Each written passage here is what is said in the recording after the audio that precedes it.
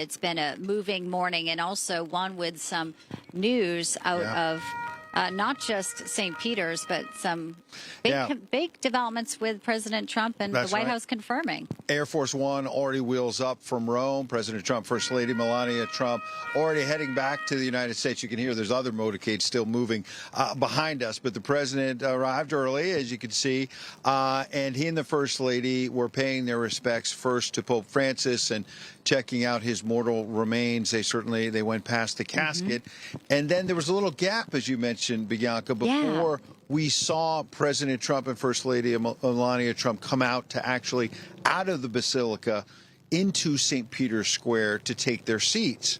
And as you can see, the coffin coming out and all of these rites and rituals. But there was a little gap in time there, and apparently that was when there was a little side meeting that President Trump had with President Zelenskyy of Ukraine, both attending the funeral of Pope Francis. We have some photos of this. And when you lean in, literally and figuratively, you can see these two men who had a very sort of destructive meeting at the Oval Office some weeks ago, now leaning in and bowing their heads and talking to one another, a dialogue. And remember, Pope Francis, just a week ago, Easter Sunday, in his final message to the people, said he'd like to see an end to the wars both in Gaza and Ukraine. And so things have been a bit off the rails. Yeah. But with this meeting right before the funeral mass, you have to wonder if this gets things back on track.